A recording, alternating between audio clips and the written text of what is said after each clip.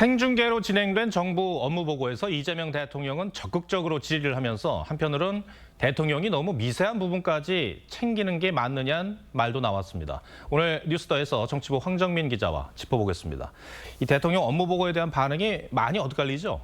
네, 이 6일 동안 진행된 업무보고가 숱한 화제와 논란을 낳았습니다. 이 과거 정부에서는 대통령의 정제된 모두 발언 정도만 공개하는 방식이었는데 이번에는 어제까지 6일 동안 1682분 동안 생중계가 되면서 이 형식적인 면만 보더라도 상당한 파격이라고 볼 수 있습니다. 생중계여서 그랬을까요? 이게 논란도 많았어요. 예, 그렇습니다. 업무보고 내내 이 대통령은 자신의 관심 사안을 굉장히 세세하게 물어보고 또 현장에서 곧바로 지시를 내리기도 했습니다.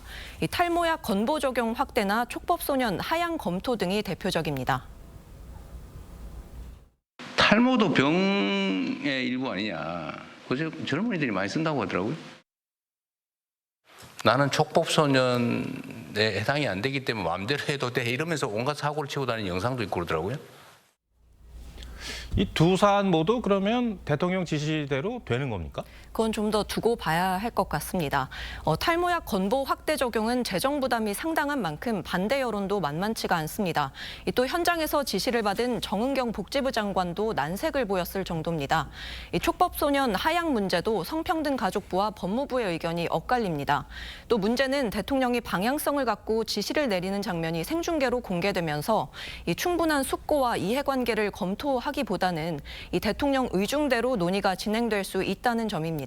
이 기관들의 특사경 권한 확대도 대통령이 현장에서 어떤 건 적극 검토해봐라 또 어떤 건 사법권 확대가 바람직한 건 아니다 이런 식으로 바로바로 가르마를 타주는 모습이 여러 차례 나왔는데요.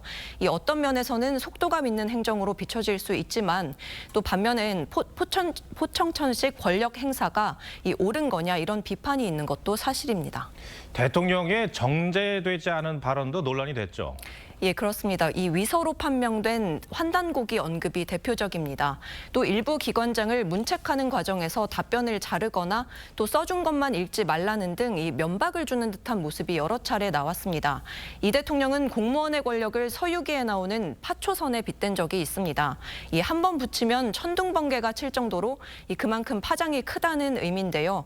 이 최고 권력자인 대통령의 말은 가장 강력한 파초선일 겁니다. 이 속도감 있는 현장 지시, 또 사이다 발언도 좋지만 파초선이 몰고 올 파장, 이걸 한 번 더 염두에 두시면 어떨까 합니다. 네, 알겠습니다. 다른 현안도 살펴보죠.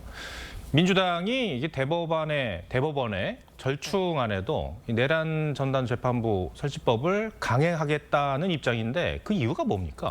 네, 그러니까 간단히 말하면 조희대 사법부를 믿을 수 없으니까 이걸 입법으로 확실하게 못을 박겠다는 겁니다. 이 조 대법원장과 지귀현 재판부가 비상계엄 재판을 일부러 늦추고 있고 결국에는 윤 전 대통령 석방으로 이어지는 거 아니냐 이런 의심입니다.